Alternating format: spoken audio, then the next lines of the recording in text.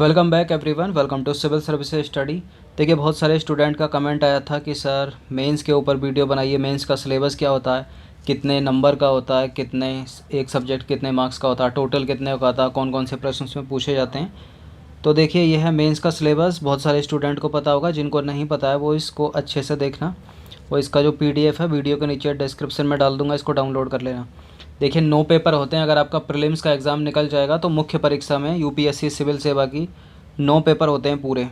मतलब 9 पेपर आपको देने पड़ेंगे। पेपर 1, पेपर 2, पेपर 3, पेपर 4 और पेपर 5, पेपर 6, पेपर 7, पेपर 8 और पेपर 9। जो इसका टोटल होता है वो 1750 अंक का होता है। और जो इसका इंटरव्यू होता है ना, साक्षात्कार, वो 275 अंकों का होता है। चलिए ऊपर से देखते हैं एक एक करके कौन कौन सा क्वालिफाइड है, किसके नंबर जुड़ेंगे और सबसे ज़्यादा मार्क्स आप किस में खींच सकते हो, उस पर भी बात करेंगे।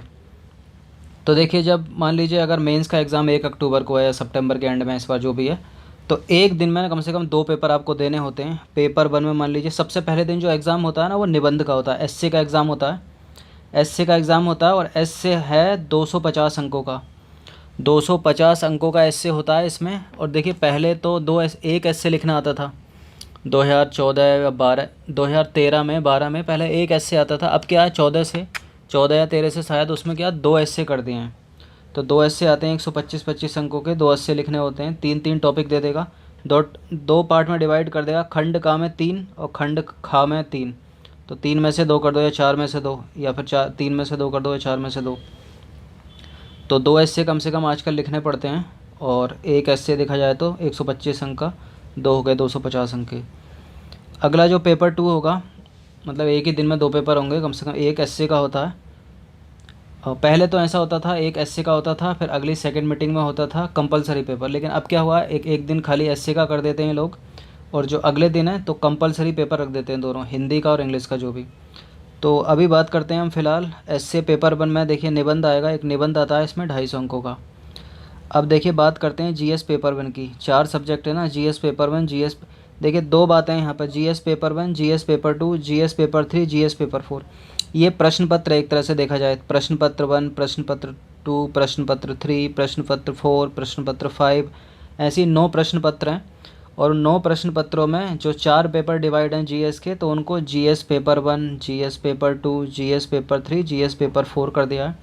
अब जो एग्ज़ाम होता है वो GS पेपर 1 और GS पेपर 2 एक ही दिन होते हैं। फिर GS पेपर 3, GS पेपर 4 ये एक दिन होते हैं। अब जो ऑप्शनल है आप लोगों का, जो भी आप ऑप्शनल चूज़ करेंगे, तो दोनों के एक ही ऑप्शनल है। पहले 2 होते थे कभी किसी ज़माने में, अब तो एक ही ऑप्शनल है। कुछ भी ले सकते हो आप, हिस्ट्री, ज्योग्राफी, हिंदी साहित्य, एंथ्रोपोलॉजी, सोशोलॉजी, कुछ भी। तो हिंदी मान लीजिए, जैसे कि हिंदी लिटरेचर किसी का ऑप्शनल है तो वो एक ही दिन में होगा, तो उसके 2 पेपर होंगे। या हिस्ट्री किसी का ऑप्शनल है तो उसके भी 2 पेपर होंगे, मतलब प्रश्न पत्र 1, प्रश्न पत्र 2। और ये दोनों एक ही दिन में हो जाते हैं। और इनके 250-250 अंकों के होते हैं दोनों। जो GS के 4 पेपर हैं वो भी 250-250 अंकों के होते हैं। वो भी 250-250 अंकों के होते हैं, 250-250 अंकों के। तो देखा जाए तो GS के जो पेपर का रोल है, तो 500 यहाँ हो गए, 500 यहाँ हो गए, 1000 नंबर का तो GS के पेपर हो गए, चारों पेपर। अब GS के पेपर 1 में क्या क्या आता है वो देखते हैं। तो GS के पेपर 1 में आएगा भारतीय विरासत और संस्कृति। और क्या आएगा, विश्व का भूगोल और भारत का भूगोल। ये आता है GS के पेपर 1 में। तथा आता है समाज। पेपर 2 में आएगा शासन व्यवस्था, संविधान, राज्य व्यवस्था मतलब पॉलिटी, और सामाजिक न्याय और अंतर्राष्ट्रीय संबंध आते हैं पेपर 3 में। पेपर 2 में। पेपर 3 में क्या आएगा, ये प्रश्न पत्र है, इसको थोड़ी देर इग्नोर करिए। अब पेपर 3 में क्या आएगा, विज्ञान एवं प्रौद्योगिकी है, आर्थिक विकास है, जैव विविधता है, पर्यावरण है, सुरक्षा तथा आपदा प्रबंधन है, मतलब डिजास्टर मैनेजमेंट जो है वो पेपर 3 में है। पेपर 4 में क्या है, पेपर 4 में है एथिक्स, इंटेग्रिटी और एप्टीट्यूड, मतलब नीति शास्त्र, सत्यनिष्ठा और अभिवृत्ति जिसको बोलते हैं। अब आते हैं प्रश्न पत्र 6 की। तो ये 4 पेपर में तो यही आएगा। देखिए, ये एक दिन हो जाएंगे 2, ये एक दिन हो जाएंगे 2। इनकी जो कीमत होती है वो 1000 अंक होती है। 1000 अंक में इसमें कम से कम देखिए 90-90 नंबर लेके चलो या 100 नंबर लेके चलो। 250 में से कम 100 या 80 से 90 नंबर इसमें लाने पड़ेंगे। सबसे ज़्यादा जो मार्क्स खींचे जा सकते हैं वो ऑप्शनल पेपर में खींचे जा सकते हैं। 500 नंबर का होता है ये। सबसे ज़्यादा मेहनत आप इसमें करिए, क्योंकि इसमें ऑप्शनल में ज़्यादा मार्क्स लेते हैं। अधिकतर जो क्वालिफाई करते हैं, जो सिलेक्टेड होते हैं स्टूडेंट, तो वो सबसे ज़्यादा ऑप्शनल में लाते हैं। कुछ और बाकी इनमें तो कम ही रहते हैं अधिकतर, बहुत मेहनत करने के बाद भी इसमें मतलब 100 अगर आ गए इसमें तो बहुत बड़ी बात है इन पेपर में, शुरू के 3 में। ये एथिक्स जो है ना, इसमें काफ़ी स्कोर कर लेते हैं बहुत सारे स्टूडेंट, 120 तक ले आते हैं, 130 तक ले आते हैं। तो इसमें तो 100 से ऊपर ही होना चाहिए पेपर नंबर 4 में। तो जो स्कोरिंग है सबसे ज़्यादा देखा जाए तो यहाँ एस्से में आप नंबर खींच सकते हो अच्छे खासे, यहाँ 150 तक ला सकते हो अगर अच्छा ऐसे लिखा आपने तो। बाकी इनमें तो एवरेज ही रहता है पेपर 1 में, paper GS paper 1, paper 2, paper 3। इसमें एथिक्स में आप अच्छे ला सकते हो, 100 से ऊपर स्कोर कर सकते हो, 120 125 तक। बाकी जो ऑप्शनल है आप लोगों के, इसमें आप देखिए 500 नंबर का ऑप्शनल है। इसमें कम से कम 300 लेकर आते हैं जो सिलेक्टेड होते हैं कैंडिडेट, और जो सिलेक्टेड नहीं होते वो भी 280 तक पहुंचा देते हैं। लेकिन उनका क्या होता है, जीएस पेपर ये शुरू के इन पे कम रह जाते हैं, तो उसी की वजह से सिलेक्शन रुक जाता है उनका। तो कोशिश कीजिए कि जो ऑप्शनल आप कोई भी लें वो ऐसा चूज़ करें जिसमें आज आपकी अच्छी खासी कमांड हो। तो 500 नंबर में से कम टारगेट लेके चलिए कि 280 तो लाने हैं 280 से 300 नंबर, या 300 चलो ज़्यादा हो गए, तो इसको टारगेट बनाइए कम से कम 250 से 280 तक। अब तो थोड़े बहुत पिछले 3-4 सालों में नंबर खुले हाथ से मिल रहे हैं, मतलब पहले तो बहुत काटते थे। तो 280 का टारगेट रख लो, 280 से 300 इतने तो होने चाहिए। 360 भी मिले हैं बहुतों को इसमें। तो देखिए इसमें आप स्कोरिंग कर सकते हो जीएस के ऑप्शनल पेपर 1 में और ऑप्शनल पेपर 2 में, और बाकी एसए में आप स्कोर कर सकते हो। भले ही अगर पेपर 1 में जीएस के और पेपर 2, पेपर 3 में अगर कम रह रहे हैं मार्क्स, तो एथिक्स में आप अच्छे खासे ला सकते हो प्रैक्टिस करके, इसमें 120 से 130 तक पहुंचा सकते हो। अब देखिए ये सारी चीज़ अलग है। अब 2 पेपर इसमें क्वालिफाइंग होते हैं, जो पेपर 8 और पेपर 9 है, प्रश्न पत्र 8 और प्रश्न पत्र 9, वो क्वालिफाइंग नेचर है। कौन कौन सा? एक अंग्रेजी का इसमें क्वालिफाइंग पेपर होता है, जो 300 नंबर का होता है, इसके नंबर नहीं जुड़ते हैं इसलिए इसको रेड कलर से कर रखा है। एक होता है हिंदी का पेपर, अगर आप हिंदी नहीं है, कोई नॉर्थ ईस्ट का, कोई साउथ का है, तो जो भारतीय संविधान की 8वीं अनुसूची है ना, जो उसमें जो भाषाएँ हैं उनमें से आप कोई एक भाषा ले सकते हो। एक अंग्रेजी तो क्वालिफाइड करनी पड़ेगी आपको, चाहे आप नॉर्थ ईस्ट से आते हो, नॉर्थ इंडिया से आते हो, साउथ इंडिया से आते हो। और दूसरी हिंदी रख लो आप। अधिकतर नॉर्थ इंडिया वाले क्या करते हैं, हिंदी लेते हैं, बहुत सारे स्टूडेंट हिंदी लेते हैं, या फिर जो 8वीं अनुसूची में कोई और भाषा ले सकते हो। तो 300 में से कम इसमें 25% आपको क्वालिफाइंग लाना पड़ेगा, न्यूनतम अंक। इसके नंबर नहीं जोड़ेंगे लेकिन ये क्वालिफाइंग है, लाना ही पड़ेगा। अगर आप 75 नंबर नहीं लाओगे ना 300 में से, तो आपकी ये जो कॉपी है ना, आप कितना भी अच्छा इससे लिख लो यहाँ पर, कितना भी अच्छा आप GS paper 1, paper 2, paper 3, paper 4 रख लो, या फिर ऑप्शनल अपना अच्छा लिख लो, हिस्ट्री, ज्योग्राफी, हिंदी लिटरेचर, कुछ भी, इसमें आप 300 अंक कर लो। 300 अंक तो बाद में करोगे, कॉपी ही चेक नहीं होंगी चाहे कितना भी अच्छा लिख लो।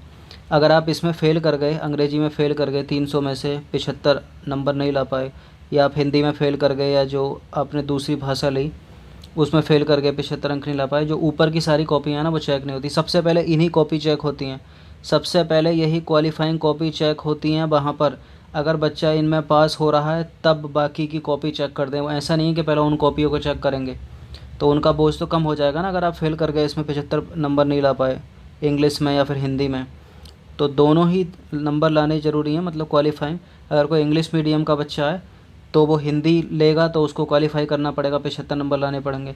अगर कोई इंग्लिश मीडियम का बच्चा है, अगर कोई हिंदी माध्यम का है, तो उसको इंग्लिश में 75 अंक लाने पड़ेंगे। अब देखिए दुविधा हल्की सी यह है कि अधिकतर जो इंग्लिश मीडियम का स्टूडेंट है वो हिंदी को क्वालिफाइड कर जाता है, क्योंकि इंग्लिश वो पढ़ता है, इंग्लिश की प्रैक्टिस हो जाती है, राइटिंग प्रैक्टिस करता है, ऐसे राइटिंग और ऑप्शनल मेंस ये सब लिखता है इंग्लिश में, और सामान्य बोलचाल की भाषा में हिंदी का यूज़ करता है, तो इतनी थोड़ी बहुत हिंदी हो जाती है। लेकिन हिंदी माध्यम वालों के साथ क्या दिक्कत है, हिंदी में ही लिख रहे हैं वो, हिंदी में सब कुछ पढ़ रहे हैं, बात भी उनकी हिंदी में हो रही है, तो इंग्लिश थोड़ी पीछे चली जाती है और प्रैक्टिस भी नहीं करते हैं। तो उससे क्या होता है, 75 नंबर लाने 300 में से बहुत बड़ी बात हो जाती है। कोई 50 पे अटक रहा है, कोई 48 पे अटक रहा है, कोई 30 पे अटक रहा है, तो क्या हो रहा, कॉपी चेक ही नहीं होती। कितना भी अच्छा ऑप्शनल लिखा, कितना भी अच्छा जीएस पेपर 1, जीएस पेपर 2, कितना भी अच्छा एस्से लिखा, तो कॉपी चेक नहीं हो रही है। यह भी एक कारण है हिंदी माध्यम के छात्रों का रिजल्ट मेंस में काफ़ी कम रहने का, 2 से 3% जो रहता है फाइनल सिलेक्शन। तो यही सब कुछ है। इंग्लिश की प्रैक्टिस करते रहिए धीरे धीरे। इंग्लिश में देखिए 300 नंबर में क्या क्या आता है इसमें, इंग्लिश में देखा जाए तो इसमें 2 तो ऐसे आते हैं लिखने के लिए, एक प्रेसी आती है और दो पैसेज आते हैं, उससे आंसर छांटना पड़ेगा। लिखने के लिए सब डिस्क्रिप्टिव है। और एक्टिव पैसिव और ईडियम फ्रेज लिखने के लिए कभी कभी वन वर्ड दे देता है और कभी कभी प्रिपोजिशन दे देता है। अगर प्रिपोजिशन नहीं आएगी तो feminine gender, masculine gender, filling the blanks भरने के लिए दे देता है। तो इसकी प्रैक्टिस करते रहिए इंग्लिश की। डायरेक्ट से इनडायरेक्ट बनाना, इनडायरेक्ट से डायरेक्ट बनाना, एक्टिव पैसिव सब कुछ लिखने वाला। तो ग्रामर है इसके अंदर, ऐसे पैसेज कॉम्प्रिहेंसन है और प्रेसी है। मतलब जैसा असिस्टेंट कमांडेंट में होता है जो सेकंड पेपर, सेम वैसा है। मतलब असिस्टेंट कमांडेंट में तो लेकिन फ़ायदा ही है कि उसमें एस्से भी है, उसमें 4 एस्से भी हैं जिनकी कीमत 80 नंबर है। उसको आप हिंदी इंग्लिश में लिख सकते हो। लेकिन इसमें क्या है, इसमें तो केवल इंग्लिश में लिखना है सब कुछ, इसमें हिंदी में लिखना है। तो इसलिए अगर आपको मुख्य परीक्षा में कॉपी चेक करवानी हो अपनी, तो इंग्लिश की प्रैक्टिस करते रहना, कोई ना कोई डेली हल्का फुल्का 1 घंटा इंग्लिश का कुछ ना कुछ पढ़ते रहना, चाहे वो मैगज़ीन हो या फिर इंग्लिश का न्यूज़पेपर हो। और जो इंग्लिश मीडियम वाले हैं वो हिंदी पर कवर रखना, क्योंकि हिंदी पढ़ते रहना, वरना आपकी भी कॉपी चेक नहीं होगी। तो दोनों देखा जाए तो एक तरह से समता का लेबल कर रखा है, लेकिन इसमें हिंदी माध्यम वाले काफ़ी मार खा जाते हैं क्योंकि प्रैक्टिस नहीं करते और जो कॉपी है वहाँ पर चेक नहीं होती। ऐसा कब से हुआ? ऐसा 14 से हुआ था, 2014 में या 13 में हुआ था शायद। कि पहले होता क्या था, 2013 तक या 12 तक क्या होता था, इसके मार्क्स जुड़ते थे। अब ये हुआ क्या, हिंदी माध्यम वालों ने फिर से वही प्रोटेस्ट करना जैसा सीसेट में किया था। तो इससे क्या किया, यूपीएससी ने इसको क्वालिफाइंग, पहले इसके मार्क्स जुड़ते थे इंग्लिश वाले के, ये क्वालिफाइंग ही था। तो अब क्या किया, जब इन्होंने प्रोटेस्ट किया हिंदी माध्यम वालों ने, तो इसको क्या किया, इसको क्वालिफाइंग कर दिया, 75 कर दिया। लेकिन हालत इतनी ख़राब हो गई है कि 75 मार्क्स लाना भी बहुत बड़ी बात है। इसमें कोई 74 पे अटक जाता है, कोई 70 पे अटक जाता है, कोई 60 पे, जिससे क्या होता है कॉपी चेक नहीं होती।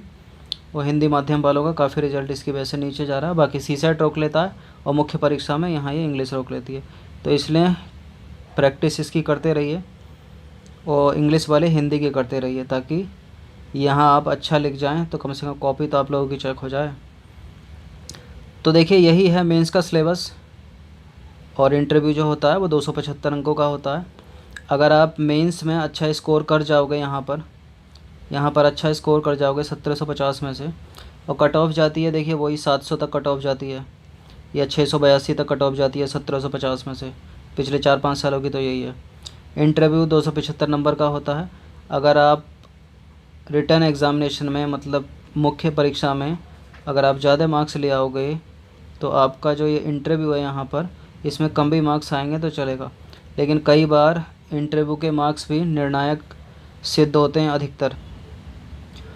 तो चलिए अब देखिए जीएस पेपर 1, जीएस पेपर 2 और पेपर 3 में जो इसका और अंडर जो डीप है, जो एक एक पॉइंट है, वो नीचे पीडीएफ डाल कर दे दूँगा, उसको पढ़ लेना एक बार।